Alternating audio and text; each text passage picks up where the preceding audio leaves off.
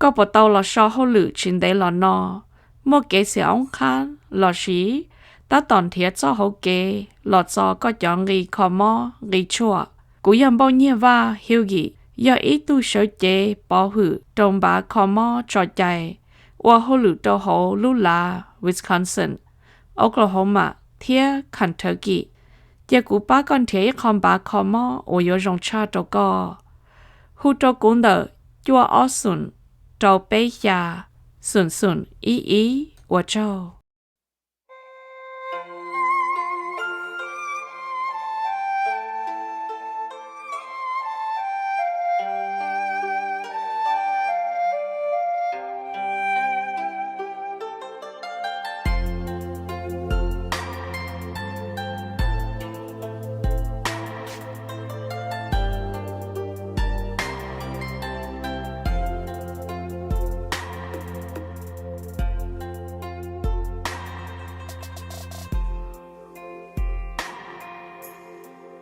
nhớ rằng tăng đó đối trong nhiệt trong gì thế trong phong yêu trong lòng sẽ đỡ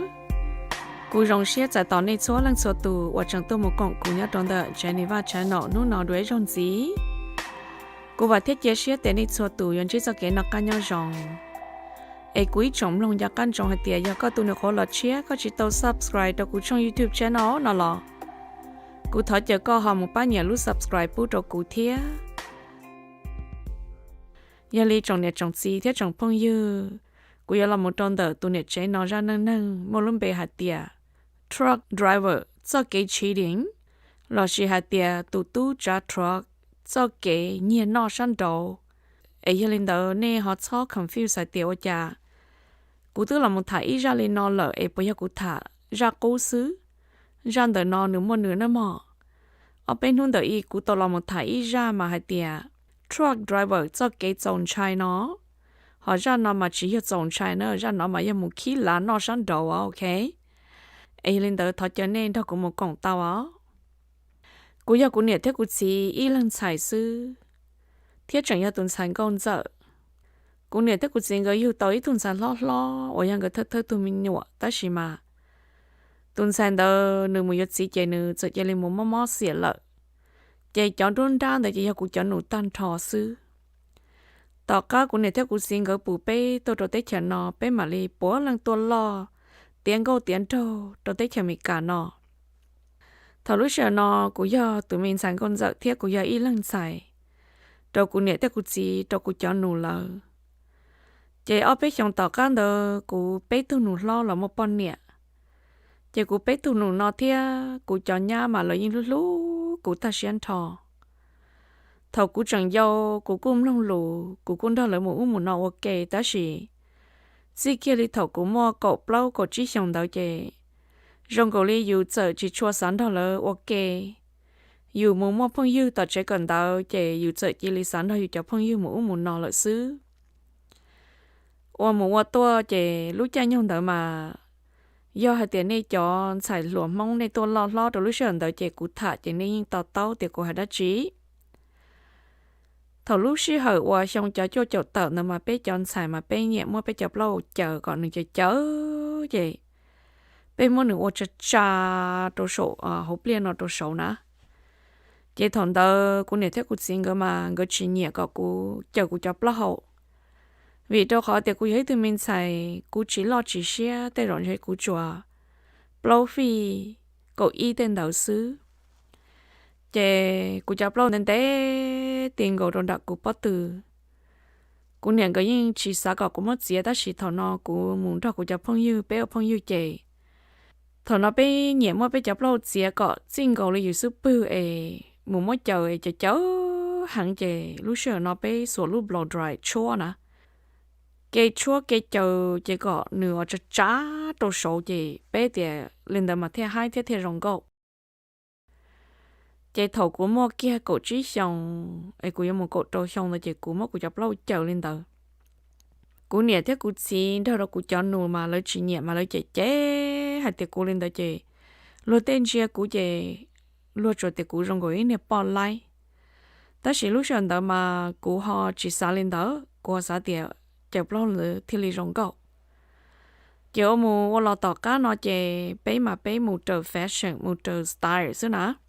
chị lỡ họ come up rồi ý tu chua thay định cho ấy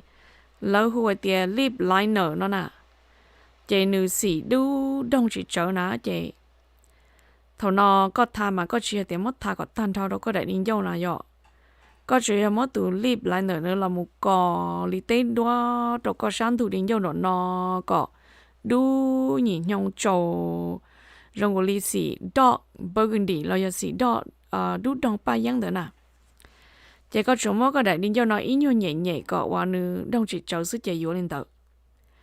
chỉ ôi yo thầu lúc nó bé bao chỉ tu phong yêu bé lên nó mà rong của li bé một lần nó chỉ chống crazy cho bé đó gì cháu lo mà chạy bé thì tia thì bao lái bao lăng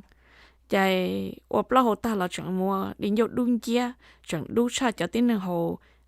dân thông theo hồ lối dân lợ thằng nó cũng bảo tiền dân thông người đó chỉ để chỉ mà để giờ lú ấy hồ ấy mua lối dân cho họ nguồn của bà cú nè thế cú sinh mà chạy thế tia chạy thằng nó rong goli yêu chỉ lịch sử mất cho cái tu sửa hạt tiêu trả thầu yêu ấy nông nhông cha gì trong một trò cổ ý có ở trong đây là hù yêu mình con sợ nó xứ cú mà cú lúc bề hôm mấy nhiên nó tới chỉ mà cú chọn nụ thia cú nè lú lú cú thầu yêu trả lú hù cú mày mò mình con sợ nó xứ nè tới chỉ thầu cú lòi cú phân nhiều tới giờ sợ lên nó chỉ lúc bề mày mò thia mình con sợ chỉ bông lợ lời mất cú nè bỏ lại nó lợ xưa chị cũng mình chỉ tu sửa theo của tiểu trả lời ban đầu luôn yêu trong câu số là bây chị yêu tâm bộ nè chị thằng nó yêu chừng bảy sao chạy đồ lời theo chị qua mua lọ cũng là mua kia cổ chạy xong thằng lúc chuyện đầu chị do tiêu rồi đồ xong cho chỗ chi nữa ta chị bây chọn xài và thằng lúc chuyện đầu mà giờ thì có ý như rạp lâu đa số chị lời yêu mất có lấy bầu thì cái ý này bỏ lại liền đó ta sợ cha thằng đó chỉ của họ nhẹ nhẹ ra của chập lâu thế lo chị bé yêu tôi nepal yêu nữa chị bé chẳng muốn bé chập lâu ra thế mà bé cũng chỉ ra có đa tan thọ thế ó bé ra ý cá đủ chị cô này thấy cô chỉ người chị chế cô chị thằng đó chị người như tiền cho rong đỡ chị chỉ chị bù lọt chị lợi cho tiền mỏ lá chị một cọ cơ chị dù qua lên đó là dù chỉ tao hay tiền dù lên đó chỉ rong thế nào dù cho bao hay tiền yêu có hai có khu có皮yêu cho phong yêu sư chị thằng nó mà bé nã li nó bé nã cho đi chị chấn chị bé nã lú cho nên để số gọi là một bao kia bé bao tử chị giờ để lú chơi bình thường chị bé trôi xài khom bu bao kia bé anh gọi nữa nè chị bé cho lời bé muốn vô tàu vô mà số tía bé muốn vô kia cho lời đất trơn nữa cho ít chọn để trôi bữa nào bé plan nó xứ mà sexy rong go ta họ giờ để bé chuyện nào lên đó nó chỉ bé muốn vô cái lời cho short and jeans skirt lú em bỏ kia bé bỏ tàn dầu nó xí nè mà nó sexy mà rong go thì tia thằng nó mà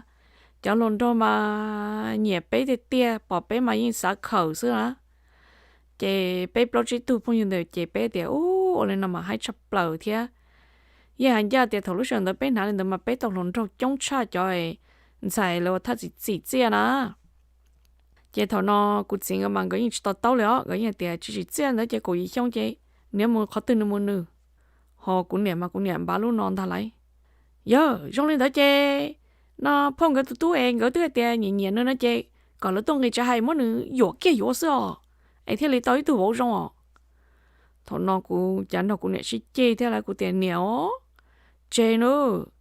nên mỗi cú dỗ chê cú thiên lúc họ trả nó san nó cho họ có cú đã chê tan ta họ yêu chồng ba lên nó đâu yêu này chỉ chê lỡ ta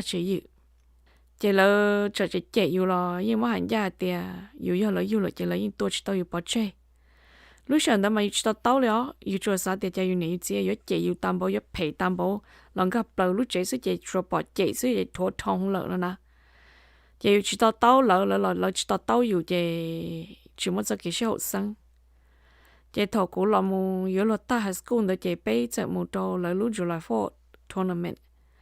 chị cũng chạy một chi của tụi chị câu mà cũng muốn xem muốn dầm bà chỉ cũng muốn chỉ nữa ya ít tu nhầm bà nữa thằng nó chỉ là giờ là luôn bà lò chị nó luôn bà ya kia là muốn bóng kia trong được cú nó xuống tia chỉ cú khởi luôn bà chuột trong nữa cho thằng nó cú nó tí đại mình trên skirt lú ta lấy cho mình bao mà chẳng khu đặt thủ liền dâu liếp lại họ chê mà đun trận sư chị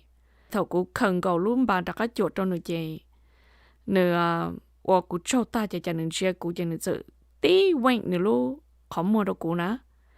cho cú chia nữa tí tu tập phụ lu ta chỉ mà rong đâu ta liền chị ô cái ta xin đâu cú chị cú luôn ta lấy chị cú tiền bá ô cha nữa là sẽ không mua lên đâu cú chia nữa nhẹ cú lợi tiếp bó chị cú tự phong yêu nhớ nữa ít sao chị nữa tiền giờ nữa nó vị nữa lúc ai cho co lạiแต่คนเช่นเนี่ยก็เลยกูยังมั่วเสียจะทอนจะเลยจังตาต่อชีตือยังมั่วซึ่งตาเจ้ากูจีกามูใช้หรือปั้นเยอะเลยเหรอกูรอเจอกูตุสีหรือปั้นเต๋อตัวคอกูเจียเสียเตีย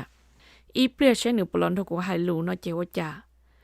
กูจะเกษาจนหมดเตียนอะไรอีเปลี่ยนเลยชีตึงเจอเอาไปเต้นตัวเจ้ nó có lời bài yang kia chỉ thằng nó lời mà cứ cho đất chi chỉ lời chẳng món nữa do tụ quan này nó cá kia đồ sầu thế đồ khó tiền này tụ quan giờ lúc bà muốn cá kia đồ bể了lu nó bỏ lúa bể lời tụ chọt bể chọt chỉ lại chỉ lời yang kia còn đó了chỉ thằng lời món nữa cá sáng cá kia cứ cho đất chi chỉ tiếp lên trên đó lời món nữa tròn kỳ chỉ thằng nó chỉ sợ được bỏ tiền lời yang lời chỉ nâng kia ta lo chỉ cho ai support lời ban đầu mà thiên nhớ xứ cho cha nữa là hậu kia bụng đây chỉ nâng chia của chuyện nhân đó chỉ nữa kia là hai nhớ rong trọc cũng ta lại chỉ của tiền rong xe ở đây giang là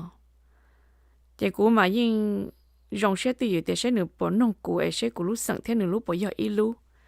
của mà thọ hỗ tận tu tiền thọ có ước sao giờ ít lúc sẵn ấy ước thế sẽ thả tàu chỉ thọ nó là hai của tiền nữa tiền nhớ rong có món có tao khó thứ tua của tiền của tua với khán sẵn tua chỉ nữa hai tiền của nhớ hồ nó xứ của hoa câu nó của nhà sẵn gia con ấy chỉ của tiền của hoa máy nhẹ của nhà sẵn vừa thầu lúc sau nó chỉ của lúc hồ sẽ chỉ đi bị bong chỉ nữa tiền ló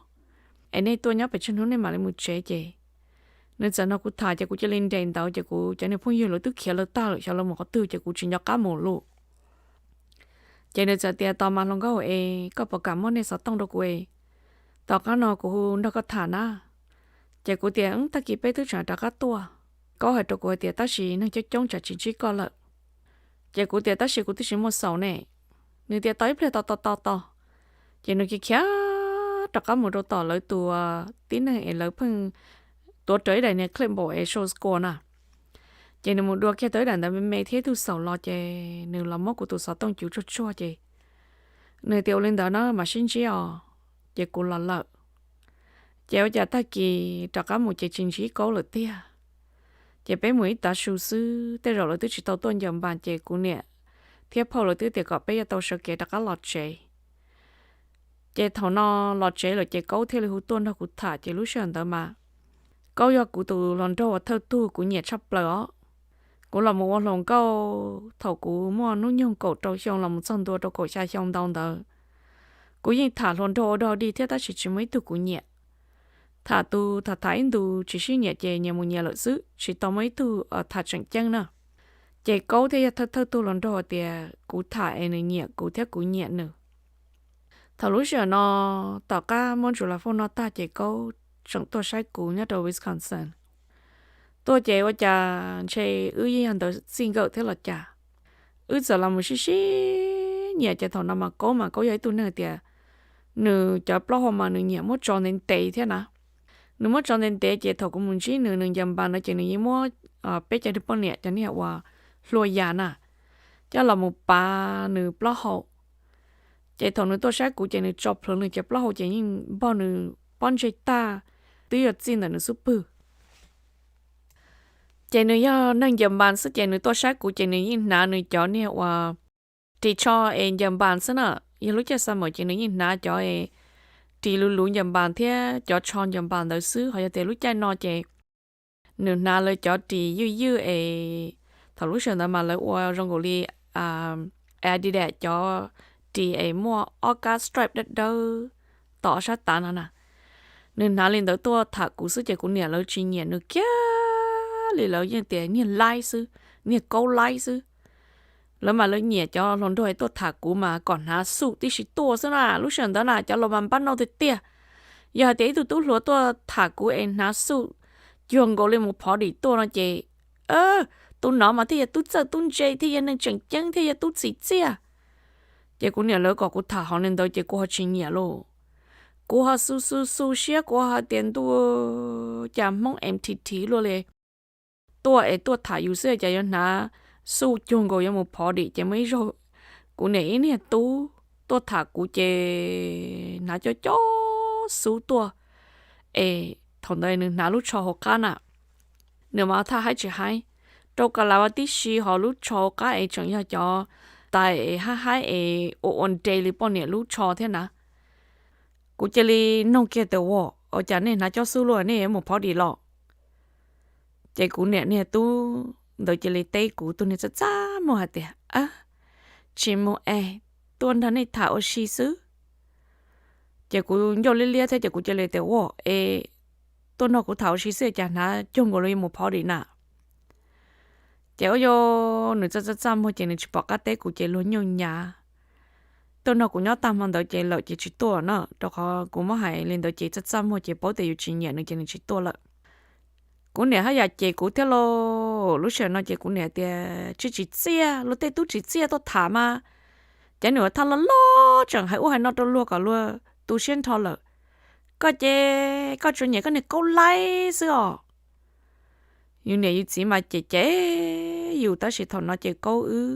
ชิเนี่ยเลยเจก็จะจะรู้เทียแต่เขารู้จักยงเดิมมาก็ยังมั่วนุ่งยงหรอกูตัวchỉ tao ta hayกูตัวchỉ câu tư mua năng gạo chỉ xong lợi chỉ câu những giấy tôi niên đâu lâu nếu như ôn nữa hôn lự chỉ nếu nhẹ nhẹ dầm bàn nên chỉ bỏ mà nếu tôi thả của mà nếu lúc chế mà giết xìa sữa họ nếu lúc lá mà cũng như để chỉ taoเลยó đó có tiền dầm bàn hàng thong rồi chế mua apps là bây giờ chế lúc lá chế nhưng giết xìa đun chẳng sữa từ để chỉ lại họ nữa từ trâu tơi nữa nhìn dầm bàn mà nữa tôi sẽ của mà nữa lấy nữa sẽ cái tơi tôi cũng sẽ mà ở từ trâu tơi đi tơi xong nữa mà những người ta đi luôn nhân dầm bàn thằng lúc sáng đóอยู่từ sáng tiếng ta chỉ cũng chỉ nhẹ nhẹ còn nữa nhân dầm bàn á ta chỉ chúa cha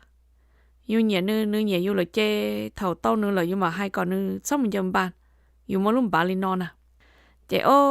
thật ra tôi xong tọt cái của nè là chị của lô của tan high school chị của nè cái những không kia của tia người giống của muốn cho cuối tôi nè lâu nhớ cho sát California đó nó người tôi phải mang người giống của muốn nhớ trái có của plạ của tôi lần đó nó của sót tàu yếu nữa nó chị có tôi sát của chị của thì lên gặp lại cho có lúc phải chị thì lên một xe đó bố tị bên tôi rồi cô chỉ có hai đứa có tiền cô này thấy cô xin người chỉ nhẹ co người chỉ bút cô yếu co người giống cô sang ở California cho cô mua lợi cho cô bỏ co nó chị cô chỉ lấy hai đứa cô hai tiền giờ lên đó chị chỉ lấy một chế ta xin nó xứ giờ có chị nó cũng một ta xin nó chị cái ship lạ chị cô chỉ lấy một cô thâu kia là một yếu đồ bể sang Minnesota nó là lo thằng đó chị cô này thấy cô xin người chỉ chị người những chỉ cả lăng lúc so lên nó là một phi so cho người những chỉ cả lăng lên người tiền người tôi cho người tồn xài xứ có khi sẽ nhớ có từng người tôi cho nó chị là thọ là cũng nhận cái chỉ cả lăng lúc so lên chị thọ nó bên nhau luôn nhiệt chuyện đó mà mỗi ý gì niệm mong muốn nhau để bây giờ thì chị nó bên này chỉ lo được theo liền thọ mong muốn sau tông hù trọc á lọt đồ cũng chỉ giờ thằng đó chị hù lọt đồ cũng chỉ giờ thì này tay giờ chỉ lo chỉ cả lên nữa rồi thì là tôi cho nó tồn xài xứ có chỉ cho là tuần sai lo chỉ cho chị nó là khu tắm luôn trâu xứ nó lại ấy sẽ nay có hai lít trà nữa giờ chỉ chỉ có câu thâu đặc lọ chị thằng nó cũng chỉ hơn cho một tuột tay lại chị cũng chỉ hơn tiền ở chả ở nhau luôn thế giờ chị mà nó thùng nhỏ sẽ giờ trả tiền chị cũng chỉ hơn thế cũng tụt tiền lo một phần nhẹ cũng chỉ hơn tua chị nhỏ khó để trở tuột sau chị thiên nó tiền em nên giờ có lúc nó nhỏ bị chơi rồi tiền chị của tia một cái gì cho chó bên nó xứ chị này là sử dụng nó chị này những sinh nhiên này là bỏ cho khỏi giờ tiền nè thiết chỉ lấy hú tắm lúa xì thằng nó có mà mua nó nhung là lấy có chỉ tao mua cái gì xong lấy giờ họ tiệt có chỉ hai tiệt có dần con nó chị là em mới có cho một cơ lấy vô trả nó đâu chỉ họ tên đó nè họ giờ tiệt có ôn điện giờ có như tiệt có lúc của tụi cứ tiệt tiền nó chị có như chủ tao hai tiệt có dần có chó bên hú sẽ có một cái gì xong lợ mà có thể chỉ trâu tới mảng nữa chị thầu lúc xưa đó lô cũng chân chị cũng tiêu vào giờ lấy chị này sao cũng trâu cao cũng chỉ sao có mà cơ nó chị cũng qua con mà bông đâu vào chị thầu nó chị cũng thòng cầu cũng lúc cấp bộ chị cũng giờ tự lo nó chị cố chị lên mất cũng rùa rùa rồi hỗ trợ chị mất họ trong số kia chị bố cũng tự lo rồi luôn chị lúc xưa đó chị của tiền sau lấy coi chẳng chị cũng nhận cái hồ tâm đôi con mà một cười dù mà một cơ chế dù mà có history chỉ rồi cả lẽ của nhận cái nhưng chỉ cả của tôi hay có tiền cái chỉ cả của yếu có chế có mốt của bùa do chế chỉ cả của tự lo đi chế thằng nó có tụi tin lo hồi tiền có sau lên đời cái chỉ tự lo hay có mang cho nó lo chỉ cả đi chế chẳng có họ trong là tiền ở nhà phải nhận trai lo đi tự lo là chế lấy chỉ bù cho cả một tất chỉ có hay lo lúc có tua cho cuối giờ cũng này thế cũng xin cái hồ tạm lo lo cũ thế giờ tụi cái tàu là xứ chỉ hơn đấy chỉ chúng mình bắt tàu câu nó chị bé mà nhìn chăn chai nhìn ba lúc họ còn chạy chỉ tạm lo tàu có họ trong hả nó anh ấy chỉ lo một phi sản được họ thọ chỉ họ bê đồ rong nó giờ cũng này thế cũng xin cái theo lý cả tại lúc sau ta xin cái như hai tiền cái lý chị cái chỉ ở trong lý là có cái chuyện cái như một thể cũ trong cái nhà liên hệ chia sẻ cái một cũng liên hệ chia sẻ cái chỉ ở trong đi chỉ chia là những này tu lái sẽ chẳng cái chỉ lưu chỉ nó ở trong chỉ bị cho nhẹ là một lúc năng li cho họ cái mấy tuần sai sự là chỉ chia cho cái bắp bông trên môi chẳng cái chỉ kê lấy lời nó nè chỉ lúc sáng đó mỗi hai một hai lo chỉ thọ nó cũng chỉ chính giờ là hai cũng nè thế cũng chính cái thì có sau lên đó giấy tuần sai là chỉ nó yếu chỉ tặng lúc trong đầu lúa to ở trong cỏ thì yếu rong câu theo là chả còn nó chỉ chia để tết chờ yếu hai tuần sau tết chờ yếu hai yếu để yếu phải thiên nó chỉ cũng nhận cái thiên lạ mốt cũng lúc trong ở ta đâu người tu sửa chỉ cũng nhận theo cũng xin người chỉ phi chỗ đã trình đầu đâu cũng léo chỉ cũng làm mốt cũng lúc năng lợi chỉ thằng nó có liền mà có những ít chỗ hơn tết có mà lấy yếu cũng thằng đó chỉ cũng nhận theo cũng xin là những chỉ lúc cũng lên chỉ nó cũng mong chỉ cũng tu sửa chỉ cũng làm mốt cũng lúc năng lợi cú tôi chỉ nhận một số lão lười thế ta chỉ thằng nó nhập vào thế gì người những chị có ở tiệt có là có những thật thà biết thường có thằng là lợi có những chỉ yếu thế mà nếu như ấy tôi nhận tôi luôn là ngồi chỉ xong tàu cho nên tôi mà nên lòng có rồi xong ấy nhưng sĩ thà cho nên chỉ có những một thời tôi nhận tôi nhỏ ok đó bé lúc lì ta chỉ bao lại thế nào chỉ là chỉ bút có yếu thế nó nè chị lúc sáng đó chị cũng nhập bao nhiêu đâu cũng hay tiệc cố cho lòng cô chị cũng cho tuổi luật sắp lầu xứ họ đôi lúc chị cố nhưng thả tích cho nên lòng cô ấy chẳng lo cố thia thế tôi này chị nó nhung nhà đi cố xứ nè nó chị bỏ tỏ tây nhưng nhiều thia chị tôi chỉ bị cố lại của thia tụt luật cha chị cũng này trong xe tôi hay tiệc cho lên đầu chị cũng cho tụt luật cha chị sao kể sẽ lúc chị nhưng nhớ tua có một ít gì đó gì bé nó nhỏ chỉ trong cổ lý tê lâu là lù hai cha nị tơ trôi chỉ bỏ bơ bể hôn tê nị bỏ được cơ tơ chỉ giờ lên nữa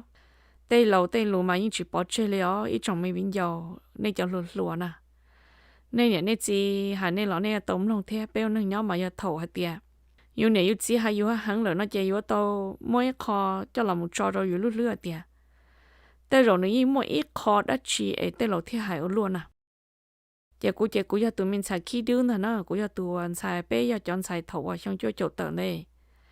bé giờ chọn đạp lô lia nè thế gì là tụi xe rồi bên họ giờ họ chỉ chia rồi bé chọn nè chọn gì mong mà lấy những món bé chọn xài ở đạp lô đã lấy bộ tiệp bao lai nó ngồi sư chị cũng những tàu lúc bao lai bên đó là một chồng cô của tôi làm nhiều gì của tôi mua mình tôi nhiều là lò nó là những chuyện mốc của hôn này nhá lại nó thế sự đọc hỏi yêu những rap lâu đa chỉ là yêu lớn này tú là ít cho nên nhận sợ cứ tí cho nên một cứ tí như hồ tiệt ôi yo chả có có ở lại là có chẳng yêu có này nhá yêu lại thế sự nó rồi yêu không nhận gì là sau trong cái li họ yêu lúc xưa luôn yêu chỉ bảo yêu được không thì yêu lại nó nè chỉ thằng đó có sợ mấy thứ tí lâu là một hồi lượng nhất rồi sáng mấy kiện đó chị nữ sợ tiệt nhớ đầu tiên là họ luyện cho họ chẳng bự sai và khăn và lúc phải tên tới tàu nhia ấy chẳng tông tàu cha cho có và ấy có làm cho người tự tin lòng nhớ tí cho làm họ luyện cho họ nữa nè chạy có là một trăm bé chạy chạy có sợ tàu họ luyện tí thì chạy bé thì kia làm nhớ đồ sáng mấy sự kiện đó chạy chạy xong tọt các cái sự gì lỡ chạy chạy lên mót kia cũng nên chiến đấu lỡ lúc company nhái một trâu sợ tết chào chạy ô tất cả bọn họ luyện đua theo lô chạy cũng tự gì nếu mấy người bọn yêu chạy chạy hay tiền sẽ bọn một chat truck nữa nó mà lúc sau đó mà cái chat truck mà nó tôi chỉ tàu bom măng đi tại chỉ nó theo chị giờ nó theo li bắt tàu nhẹ nó chỉ nên phong như giờ theo ô tàu hò tàu giờ li có chân nó có theo chị cũng tự chỉ có nó mà nó tự chỉ chạy nó như lo lo sẽ xéo nửa tên rộn chạy giờ chi là một chi phí tròn nữa ta chị là hay theo có sẽ xéo li có chỉ có trả thua nhưng chỉ một tấm bằng là mà nó chị ôi cha nè chẳng ta tỏ bé châu tự xong lương đợn trợ theo cô tụt xí mà này tụi nó một cái mà một đợn trồng xong nó đọc họ nói những chữ anh giảm bàn chè lâu đó chỉ là qua tụi yang ôn đợn trồng ôm mua rau số chè nữa chậm hiểu trả truck chè ô chả nên nay giờ nhẹ nhẹ nữa nè chè nữa chè tao họ lựa qua kia lựa lâu chè cô tụt xí là một qua ít cho họ lựa trả truck chè thằng nó chè bé chả nhẹ tụi nhau nữa thằng nó chè cô theo cô tụt xí tôi là một bao tụi mình nhọ một bao tụi nhỏ tụi tôi xài chè tiền vô lên đó chè chỉ vô lợ chị thầu lúc sau của tụi chị muốn giao lưu chat tròn là chị ước chấm nhỏ cô bỏ lên một cần đỡ tan thò lỡ chỉ một tụi nhau hỗ trợ lợ chị của cô teacher assistant tao tạo cho cần đỡ thế có của họ tạo của chấm nhỏ lo chế thế ba lỡ homework chị nhưng mà hành gia thì tụi chị khó income chị học hành đầu thế là thể và chị bỏ trả dạ của tụi chị này chat tròn chị này một khó sẽ khó chơi đi một đồ service concern đó một trò bể cổ tê sang miền Minnesota chỉ mà họ chắc ăn là một trò sát cá tê Ohio là một trò Tennessee trò sát và middle ở tê này nè trong đó bờ tê tê chả mình cả nó chỉ một tê lúc sợ nên một chỉ nên yên lợ sang ở bê bằng thị liệu đó khó có một khó đó khó cho cha nếu là tất cả nữa chậm nhỏ là ta chỉ một tê lúc sợ của mà vacation chỉ của cũng nó nên mua nhiều nơi này mua mà chăm một đứa đồ tế tam mò là yếu tao mua thằng đồ tế tam mò là mà chỉ một lúc phải kia lợ mà trong cổ liên chia to xem mà muốn chỉ chia sẻ theo có một hai về nè đó chỉ mà nhỏ bảy lúc kia là một nhỏ in chỉ mà bảy lúc lọ nó nè chỉ trong cổ liên dùng đây tụt chỉ mà trong cổ liên cái cá sẻ thì really peaceful nó đó chỉ thằng nó yêu sai đó thì wow sao mình kể cho thằng này yêu chỉ đó nữa nhớ nói nữa cho ra là chỉ muốn nữa mới để cho nữa họ chỉ muốn tụi nó nữa thả chỉ cô này lúc của tụi mình chỉ thế cô này thì cái gì còn lại ư cho nhẹ cũng đâu có một ly nó ta lý sữa ở của tụi chỉ thì gió còn lại ư cho nhẹ mà tàu thế ta chỉ nó của họ lựa cho company sứ chị là chỉ cả con nó cũng một hàng theo cho là nó ư mua nhẹ của một vô quỹ lúc tao hồ truck cô ông business là chị có mà nó cũng muốn thiết tàu chị ư thật thà cho cô giờ tiền này ô tàu đi theo nên thì có nếu nhớ tới chuyện nó chị kéo là lụa chị nếu muốn tàu cho ô liền nó khó dù mà dù tàu truck này dù mà đi làm một ô dù mỏ từ từ thể nhiên tàu đôi dù mà một thông mà chẳng tàu nhẹ chăn nó nè chị cô tụt xí bé đó cô chị mua xe lô cô tiền đó tiền à chị nữa tiền ho cái chị cho tao xe lưỡi trên nhẹ tận đây nó dưới lúc tàu truck rồi cô chị thằng nó ở Indo sẽ chị mua nhẹ chỉ chọn nhẹ lợ này xin dẫn là một trăm tua đồ xong ở phá chia phá tròn đó chị cô tụt chỉ theo là một yếu kệ lúc tàu truck lên hai theo lố chị lúc xe nó chị nửa mua nửa business là nó nửa báo cho và company nó là nè chị lỡ hút tôi trong nửa xứ chị lỡ mọi nửa giờ thì khó từ tao nhân tao chị nửa mà còn tao xứ chị cho thằng nó cô tụt chỉ là một bí nửa khó và business cho thằng nó chị bé chỉ chọn nhẹ là tiếc mỗi rau nó chỉ là những thể cho bếp đó cho phá trong nửa liao nhưng được có offer thể là thể đó có một đứa là dây sư chỉ thằng nó nửa mua là chỉ bé chạy nhận túi nhỏ cho cô chấm nhỏ lót ta chỉ cô chơi hai tiền làm thay lơ không bao ta chỉ nhỏ sáng mũ bị chỉ tròn tu bự chỉ ta chỉ cần thôi mà họ lựa chỉ bé to to rồng thì tôi chỉ một loại chỉ này thì có nè cũng một chỉ bộ non nó cũng mà tất cả lại có sát sơ chị thầu số thao mà dùng dân do tụ chỉ theo ta chỉ có mua tôi chỉ sao thì ở trên đấy chăn cho nếu muốn lên đó là giờ nếu muốn cho họ lựa sư ấy in đủ giờ thì tàu nhiên tàu chị của tôi chỉ họ lựa của tiên đó nếu muốn thử chấm nhỏ lời nhau tàu lời lời sai tàu lời tụ khăn lợ chị nhỏ nhỏ tới lúc sau yêu cũng đó nếu muốn thiết chị thọ nó yêu bảo thì cho cái nếu muốn chị nhưng mà lý cha nó chỉ cho hơn nữa cha nếu là tất cả nó cũng chỉ cho pha ấy cũng chỉ bảo thì cha cũng tụi mình chỉ có ấy nó nếu tao lúc xếp phải nó cho cô ấy lo kia cho xóa phá cồn để chữ lòng yếu kia tới lúc chế giờ ở bộ tự xe ấy thằng nó ư lòng mấy luôn món dây chế ấy nếu hô cụ cho nhá cho nụ tan thò lấy cho chống tua thế cụ này thế cụ xin người tua ấy nếu ư luôn món lòng dây lúc chế chế thằng nó lấy bảy lúc nâng rong lấy bà tất cả hủy mình thành con sợ tua tiệt nếu sao thì có lúc nâng chắc có chỉ chân nâng có giờ bé lần một xí tụ tụ xí thì chắc có lúc nâng chỉ chân nâng ấy chỉ bé chỉ tao lúc chơi bóng chỉ một lúc chơi vạ ta xin hút nó giờ gì nếu ở lần lọ xả tao lợ giờ gì là cũng bỏ tiền ô tới tu tu chỉ chế tu tu rong rồi con nhẹ thế có chỉ một lúc chơi chia sẻ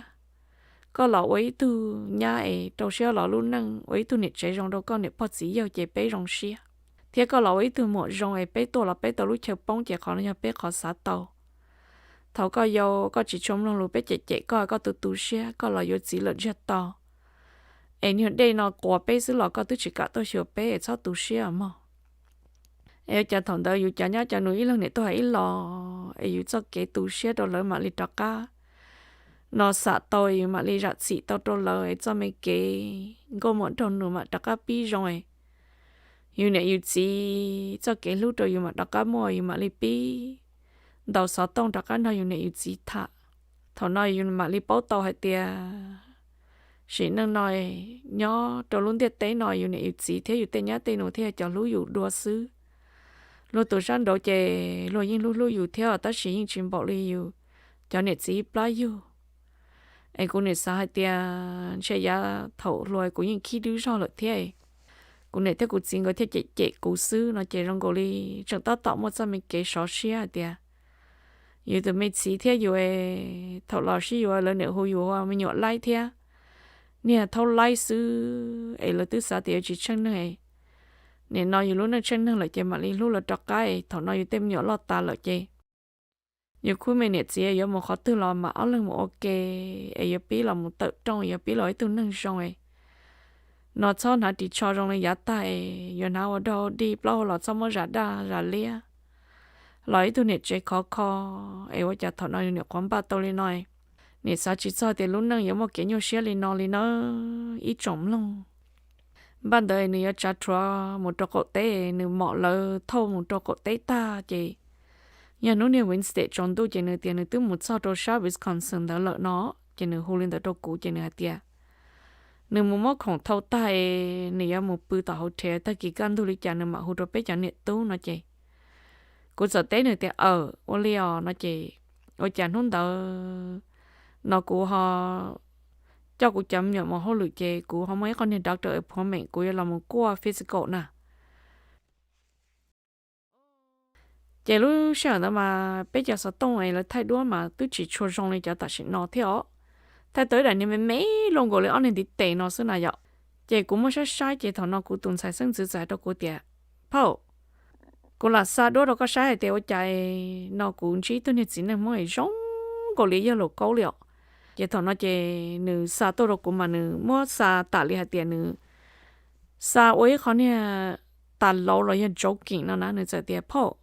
cú sa giờ là cố tụ trend tôi rồi có sai à thì nữ số ấy khó cá hồn gì tiền có bỏ sa tiền tôi nữ chỉ nữ này rong gọi lý giờ lâu lên á nó đâu cũng nè giờ chắc cũng mất kia là nên đối cho là sai nè ô chà giờ cũng tụt gì giờ thằng nó cho nữ gà trời thêm nhận sai lâu nên té em mất bà quá tu ponytail ấy đâu lỡ làm một trong những super nó gì luôn tụi mình sai mà gì mà lại bé hiồng đau đầu chỉ biến chuyển đầu xử lý chỉ trong là thì nó chỉ cho các sa kế để tập lại tuổi thằng nó bỏ kia cô tụt gì mù tụi mình sai nó chờ cho lú nha vì ấy nó chẳng ta tỏ một thơ lò nè chỉ nó giải đâu cô tiệt what do you think có bao sao để rong gọi lý giờ là câu liệu chị cụ thiết lên đồng đó chị trắng cho cụ tuần sai sinh giữa tiệt ấy có bỏ tụt chính nên nó nhóc khó tư nên tiệt nhóc khó tư chả na nhóc được bây giờ nó mà cụ cho cụ ba mươi nhiều mua xí tập phò cái cụ bỏ nên chính nên nó rong ngồi lấy lâu này cụ mất thay tôi có sai tiệt bây giờ lâu mấy tụt chuẩn nhau bên nó xí nó chị cụ tiệt giờ lâu chỉ tôi này rõ có mà nó trộn nữa ná chị nên tiệt đã tiền à chị cụ đào sao tông kia rồi nữa chị cụ tiệt tiệt là mà ấy ôi chả có họ bỏ nữa họ mua xí tập phò con à chị nữ tôi chính chân cụ theo nữ sợ tiệt chỉ要bỏ cụ cho sao tôi có em chỗ cảnh sát cũng trên nữ rong ngồi lấy giờ lâu ấy lỡ anh ấy xin đỡ cho người tụi nhận sai tôi xí ấy cú bỏ nữa rồi lý do là cú làm mất thay có sai đào xí sa chị cú tiệt小bỏ đào là tiệt giờ là tôi họ này rõ tiệt họ chị nữa tiệt giờ là tôi đã chín à chị thằng nó cú tuần sai sinh dưỡng nó mà nó chỉ bao hạt tiệt cú tụt chỉ tôi họ lụt chặt thuộc là một tàu bao chỉ lúc xong đó lợ thầu bé kia cho sáng mấy sự kiện đó chị nó chỉ bao lỏ chị cú tụt chỉ lo nửa thiên nửa tụi mi nó lồng câu là tụi bọn trong đó người xã hạt tiệt người chăm nhiều mua sĩ tập phô trên xe nhiều vị để nè đó khỏi giờ nó nhiều vị sẽ ta su nữa nè trên xe mong là nhiều mua nhiều họ lụt ta là chỉ mua mong trên cái chỉ pha nữa chiều chàng hôm tới chị cũng nên sản sinh dưỡng tới chị nữa nhau chị rồi mình nhọ xứ chị thiết lý chăm nhiều mua sĩ tập phô chị thiết lý trí của nít gì thiết nữa tụi mi bong câu phàng gờ cho người tụi mi nhiều mua sĩ nè chị thằng nó chị cuối chị tuột ta chị qua cho người tiệt có chuyện nhớ tập phô đó chị nói tiệt cô chỉ nhỏ cô tự trả lúc phải là sai thật kệ cô mà lấy mất sao có sai sự cô tiệt có cái kia đó có một tập phơi có sự một thay đổi gì sao cũng cho hai tiệt tuần có hai chỉ giờ lâu là chỉ lần tư nè chị nói tiệt phơi ở chạy cô hai tiệt cô cho ra đó có sự chỉ có hai lý có đó cô bông sẽ ta lên nè như vậy chị cũng mà lấy đó có một sẽ lấy trả chị cũng tuần sai sinh giữ thì lệ phiền nữa lúc phải đặt cá một chị ước nhiên thả đầu sọt tông này nữa chị thằng nó một số đồ đồ tỏ lúc phò chị tôi chỉ bỏ của tụt xí thiên nữa tụi mình ban đầu thiên tụi nhọn đó lợ chị thằng nó cũng đọc sọt tông kia cho chị nên chỉ tay của lấy lọ của tụt xí chỉ tay của lấy lợ chị nó của tuần sai sinh giữ mà nữa như thì thọ gì ở phò chị cũng là sao đồ lên đó cho coi của sao thì cái con chó cảnh sinh là chị chẳng nó khai được của bông xe ta li chỉ cụ thể cụ tụt chỉ nhưng tua trong này lúc rõ này nó tứ tua và họ lựa chọn thua tàu ở bên trong nó nhưng tua trong đó này ta li chỉ mang cái làm trâu sắc cá tê chỉ thằng đó chỉ cũng những sáng kia thì wow bây giờ cụ tụt chỉ mà lựa tụt chia lợ nó chỉ nó cụ tuần sai sinh rồi hay đâu cụ thể chỉ bao giờ bây giờ là chỉ giờ tới rồi nữa trong lên đầu sư ấy giờ thì có sao thì có bao họ tranh chuyện chơi có giờ đó xong một thái có mà liên mà sư sẽ phải do sư chỉ có giờ thì em lấy có bảo tụ bao niệm không đâu đó có tiền được thay ở bên đại đô là sao đó cũng chỉ được phân focus đồ và cũng nhiệt sĩ thiên niệm nhận đầu sư cũng nên sản sinh giờ thay tới thay này bỏ nếu bao niệm không đâu luôn đã cậu sư vậy từ bao niệm và bao nên tiền sang chỉ họ dùng kỹ sư chỉ lúc sáng đó chỉ cũng nhớ sẽ chỉ cũng thấy lý sao tiền xin nó cô tụt chi nếu như chịu ở đó cô bảo hết tiệt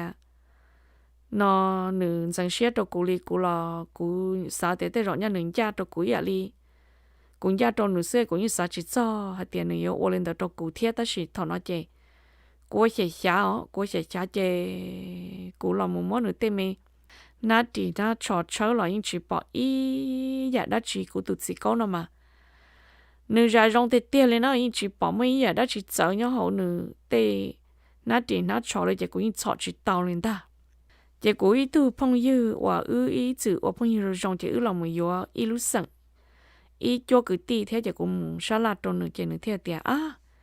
có bao cô tụt sĩ tụt cứ ná nữ computer science nè nữ kho computer đó là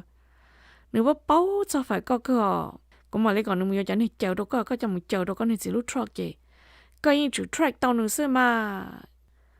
chỉ cụ thể là mỗi kia lúc nên tới cho một dài kia rồi cụ tự chỉ lúc truck thằng nữa đặt cá lò nữa đặt cá lò chỉ cụ những ô tô cụ những chỉ ô tô rong gọi là bảo đó chỉ nữa lọt sao mà nữa những ô tô rong tôiอยู่thế nó là chỉ nên nó chỉ nên mong mà sẽ phải cơ theo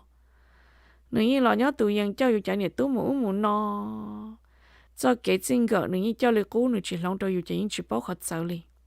cho bao hậu tôi chỉ bỏ mua nè cú sao tiền chơi nữa là chơi tiền chơi nữa tương tiền là gọi là cú lú lú phải tí xì thia cái tôi chỉ bỏ ý đã chỉ thằng nó cú tụt gì lòng nhớ tổ ó bằng thì chơi cho cả một đua chơi cú tiền ban nó có một khó thừa chứ chơi nữa tiền cho cả một cho cậu tế đua là chơi cú thiệt tiền ló chơi cũng một thọ kia cú tuần này tỏ hậu lụi chơi cú hay chơi cú yếm một ở bên nu của mặt cho cả lò nó chơi cú một chơi thằng nó cú thọ kia cú tụt phong yên đỡ thiên nữa tụt gì đó trong tụt mọi con sợ lời tuôn đó cú chấm nhỏ nhỏ cú chấm nhỏ mà lời yên lo lại theo ta chỉ mà chẳng cho lời nhỏ lời hỗ trợ chỉ tàu đó họ tụi lo tới chỉ tàu mua cột chỉ hiểu nè chế cú trời cú tụt xì cá thằng nó chỉ cú ít lần xứ cú tụt phong yên chỉ cho xe ta sẽ cú tẹt cá liệt cú trời cú tụt xì cá chế trời một son tua cho bò tỉ qua Wisconsin kia nó cho cái chuột chậu này yo giả là một trâu tàu quá sợ nè chế nên giả liệt là một trâu tàu rau quá sợ ta tiệt cho nên lúc truck là một chế nửa tiền này tôi một thâu khổng đó là lúc company đó mà mất xa tờ nó nè chế nên chuột chạy nữa lúc tàu truck tôi xin nè chế cụ trời nữa tôi xong tôi trong đó chế ô cha nữa lệ hiện một trong đó ít kho nên bờ ấy mỗi ít kho chờ cho nhỏ đó đã ấy có mà thâu cá châu đó nè trên đó chế thấy lúc nhỏ company mấy mèo chế nên một châu kia trong đã lúc các company đã chế ô cha thằng nó cũng nhớ con nhận đấy trở tận nó chỉ cũng bỏ nó cũng bỏ nó tờ lo chế ô cha thằng nó ô chỉ lấy một cái ilu SUV xị đu nè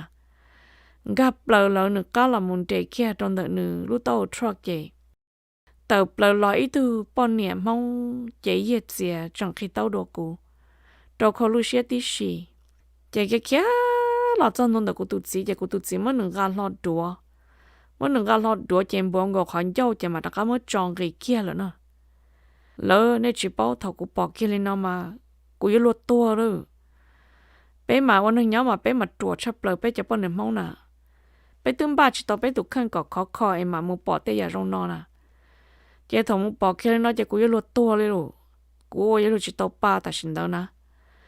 chế thầu non gửi xin nhiệt sau chế nhưng mà lên gặp lời cho họ tụt bọn rồi lui SUV chế gửi mù lỏ cái lần đấy lúc thua rồi lúc company đó xí nào, chị cũng tiệt chạy chẳng ta chỉ nói cho cũng chỉ muốn chị thọc là con đợi chị cũng như vậy chỉ tông cái lý lợi, chị cũng tuần sản sinh dữ theo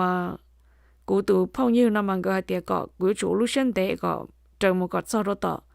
tuần long có lúc chế nó, ta chỉ mà cũng tiệt chỉ tao lên lợi do tiệt cũng chẳng bạc con nói chị cũng tức chưa chỉ tao cũng được khẳng nè, ai cho cũng phải trả tao lớn cái cá lợi nó chị cú lên lún đó view cho cú lúc là như SUV thế ta sẽ cú lúc mà như cho Toyota Highlander nữa chỉ cú lúc lúc xịn gray nè chỉ cú đó view muốn chạy kia rồi là ai pop pop từ chị thằng nó chẳng có chẳng shit tổ tệ trở lòng cái tức chỉ pha chỉ cú tập lại một son tôi chỉ cú tức bỏ tao nó khá chỉ cú một thọ tí gió bịa đồ ai pop phần lo chị cú một món người chẳng được lâu rùa chị cú nó tròn tri trong những chơi mua chỉ thằng nó nữa tứ chuyện giao pha chỉ những lần lo cái tơ vô lìa cho họ á rồi lo cho họ thì thằng nó mà cũng muốn được cho bao xí rồi chợt nè muốn được tiền nè chỉ của tụi sĩ tứ sao chỉ cho thì yêu cũ nữa chứ một tổ ta chẳng sao tiền chơi yêu lấy lo yêu bao nhiêu mong đã chi ấy tôi mà nửa tụi mình lòng con tàu nè của hai tiểu chả có bao tiền tứ một cũ lợi chả có chẳng thả của tụi sĩ thiên nó chị thầu cũ hay lo luôn nó chỉ cũ tụt xí mà đi sai mang dọc cũ chỉ cũ tụt xí mà lo mốt cũng gặp lo chạy kia cọ nửa tụi mi ở bên trong đó sợ tàu chỉ lúc xưa đó chỉ nửa mốt cũng gặp chỉ cũng đi lưu liệt để có cho cũ nó chỉ nửa thì có nè có tôi đã chỉ nó nè ở chả có họ tôn thế tao cũng nó xứ nửa cho hai nó cũng xứ chỉ cũng nó lên nó xứ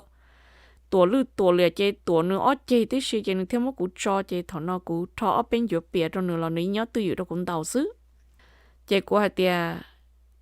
cú xã hai tiền chơi yam bao số chẳng nó nói một tia tao con nè qua xa không tôi một trâu giá cậu té nó lúa liao giờ tụi po nó này bây giờ nó sẽ chị của tụi sĩ chỉ té của li tia nếu hai chị tối lọt cho của li ấy trong lòng chị lúc sau nó chị của thiên li hai tiền này tứ sĩ đa sĩ đẳng là tao phải cho xong lợ ấy có tứ tôi muốn vô có tụi này giàu nó cho đỡ lúc rồi nó tao phải cho xong nó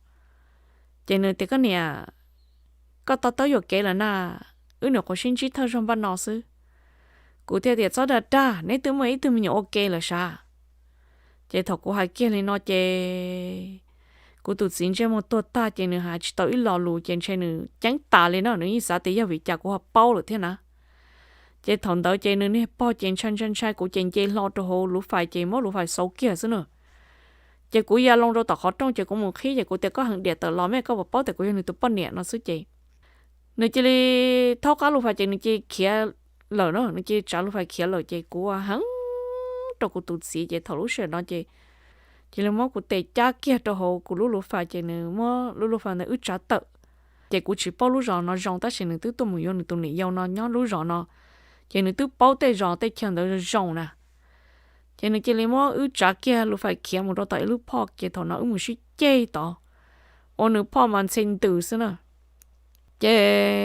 thằng đó chỉ của hai tay bỏ trả nhà đó này chỉ của mỗi đứa đó nữa sai chỉ của tiền có bao có lúc xếp phải cho cô là một tàu bao chỉ hiểu nó cũng chỉ bao còn tàu thầu lại luôn tung bạ theo hoa tàn tu tiệt so chay do nhau là khó chẳng yêu chủ tàu tự lò ấy có tôi muốn nhẹ thà có tàu lồng gô nó theo lấy món nước bọ theo xa đô đồ cụ ấy có sẽ kêu cụ sao tụi nhọn nó do có tụ bây giờ nó chỉ nên tết tàu cụ đi theo nữa tết chỉ do nó nè cụ tết chỉ do ta sẽ tiệt tụi mình nhọn nó mà hú có để chỉ chơi ấy có chỉ những cho tụi nhọn nó mua baby à ôs lại khó sẽ khó chờ nghe nương chấn chỉ xứ ấy chưa có tụm nhỏ những từ tù nó chị cô tụt chỉ tết tao cô chị thầu lúc sáng đó cô thấy liệu hồ kia đồ và cô nẹp phò tết gì hơn gọi chị cô tiệt cô tôi sợ tao nấy tụi giờ tới tụi này giàu nhá đồ service concern nó lợ cô tôi sợ tao là nó lúc nó chị ta lên nó lợ sẽ nhiều hà lịch trả nó chị cũng nè bao thế gì người thì ai chạy ủa chị ủa đâu đi lên đâu ai tao cũng nè bao rồi tao ít nó người tôi tao ít trẻ nó cũng tụi phong nhớ tao đó cũng chăm nhỏ xưa khi chỉ tao ít lọ ai cũng một chỗ có rồi xưa cũng tiệt lô cũng tôi một chỗ này tụi đó họ cũng bao tiền này tụi ủa sẽ sinh ra được cũng lợ chị thằng nó thêm mua hai lọ chị cũng nè tới cũng chỉ người thì còn những cái lịch trả thọ tất cả lọ chị xứ chị cũng tiền đa thế nào người tôi chỉ to ủa họ lừa nè tới rồi người tôi thâu không cho lực khó ta chỉ nếu tuần đó nữa từ nếu giàu nhỏ cho cha chỉ nên买套模式呐chỉ thì là cho cá là một trâu sáng mấy cái nó chỉ thì là một thả chỉ thầu lúc sợ nó cô tụt gì thì mà lấy khe khó trắng cho cô hạt tiền do cơ này thọt gì nó chỉ lúc sợ nó ít trống lòng cô yên hàng gia đó này hạt tiền cô tụt xe hàng cô yên xa hạt tiền cô chỉ vô cô tụt gì lấy lợi chỉ cô yên mỗi nửa xong ra tự gọi là một đòn nẹp bo thế gì là nhỏ cô chỉ vô nửa lợi chị lúc sáng đó chị cũng yên chỉ bốn nửa lần đó cũng nhau cũng lúc vào lúc chị cũng chỉ xe nếu mà lấy khai tan thôi bỏ trả giá thì thầu nửa nhiều có lòng biết cái nó có business truck đó chị nếu muốn chỉ từ bao nhiêu món nó hồi từ lúc company đó chỉ một gì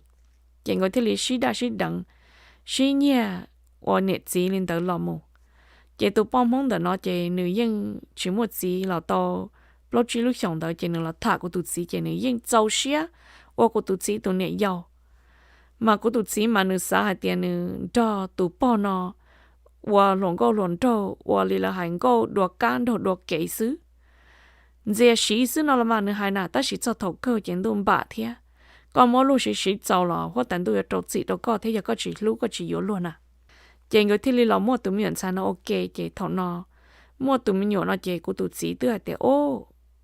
có từ yang cho của hạt có yang ô của tụi này giàu ô tụi mình này giàu ấy của tôi cho thầu tư chị của có tụi chị họ của trong muốn vào một chị ư chị ta lên đầu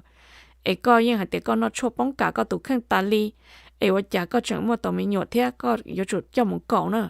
yếu có chỉ cho một cậu chị của tụi này lo yếu chuột cơ bao chị nữa tụi mình này giàu nó hạt trong nữa thì có gì thầu suốt thầu qua lên đầu có ta chỉ nó ư sao cái lúc lo lợ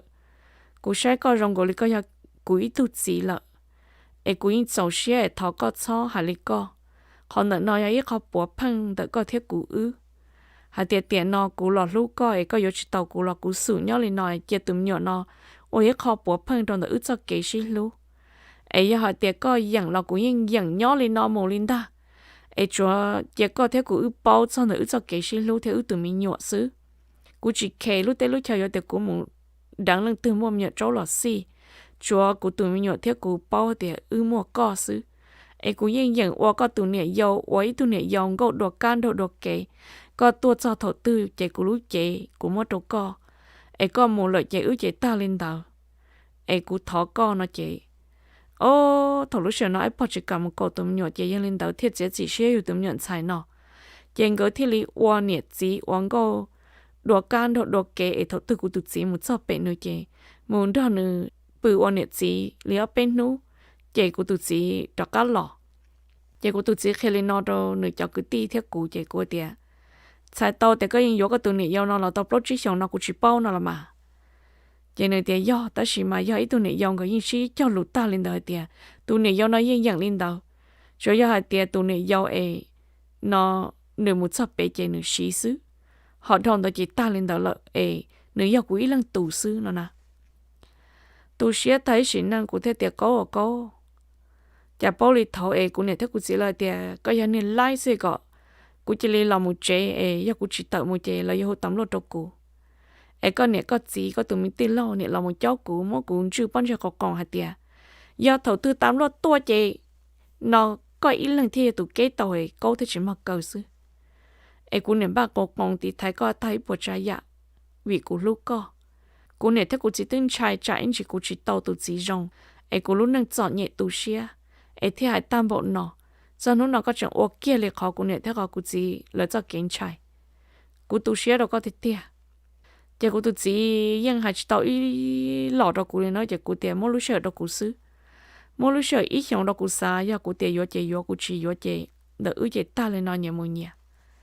chỉ thằng nó chỉ cứ tiệt là hay là của những chỉ dạng chỉ của tiệt của cho tôi tiệt không đỡ xứ còn người cái chỉ thấy vào thể chế đâu của nhỏ đâu của chả mình nhỏ một cần tao thể cái lunch đâu là ít bữa trái dạ cho cái này là một thể lúc chế ít bữa trái rồi bây giờ nhớ là cô ta sẽ cố chỉ yêu nó nhau của lúc chế sư giờ cô tụi chỉ lấy tao muốn đó cô này bao thế chỉ yêu thế tụi cứng sang lời nhau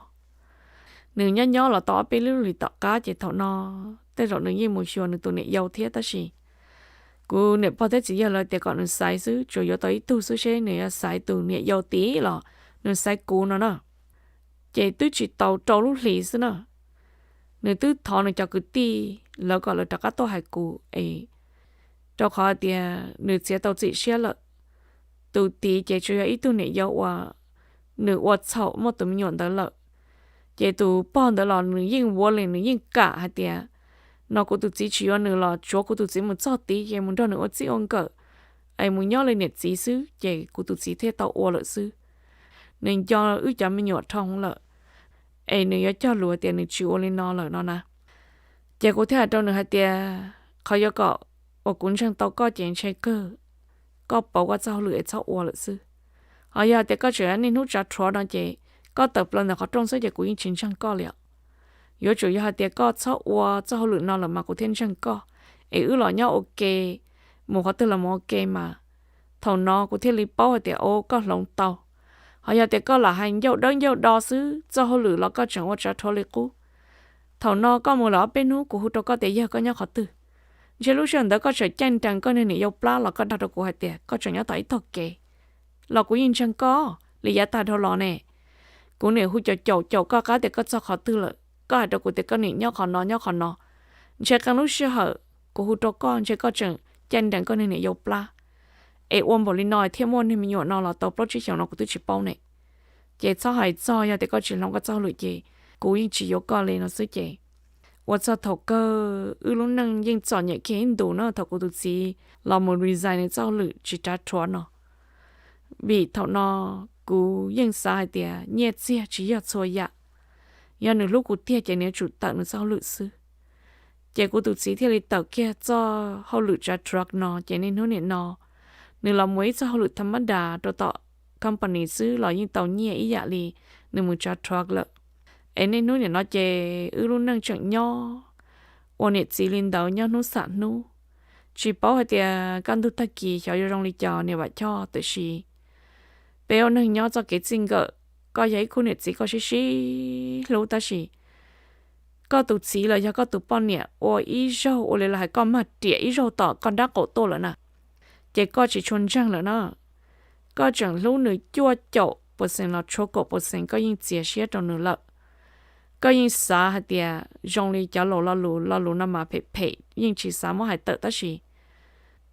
có những xã kia đó có lúa địa giờ thầu tư tư mỗi cho một phổ tao ít bờ là mà có thiên chân thì có tủ nữa nè còn nói giờ khỏi nhớ được của lúc xưa thì của chính chân của tụi chỉ là tự chỉ nên hôm nay nó chơi yên chẳng một chiều gỡ nhau thì cô nó mò cô làm một cô cho nó tốt thải thì cô cũng mới ra thiệt long bảo hay thì ô cô cho linh nữ qua cho anh chị chơi cô lúcนึง bùa nó chỉ giờ cho tốt thải còn này cỡ ô linh nó này cho chị chơi trả truck nè giờ trong hai tiếng này muốn đến đây là này tụ bọn nhẹ nhau chơi giòn này lúc xuống tia trận giòn trong có tuần xe này mà bùa có lúc phía lộ bự xứ thọ có một lọ có lúc sáng ra sáng chẳng cho có tụt sinh cỡ cho ô lê của tụt gì lúc năng thiết chỉ dụ kế rồi giờ có dụ kế rồi chè lúc năng chỉ xía là nó mò như lên đó trong nhiệt trong gì thế trong phong như ô châu ở đây chẳng là một cổng cụ thả tụt gì chế nó ra năng thầu bí cho khó sầu cũng mà linh trí này đột ra lửa ra sẽ đợi nhớ rồng nữa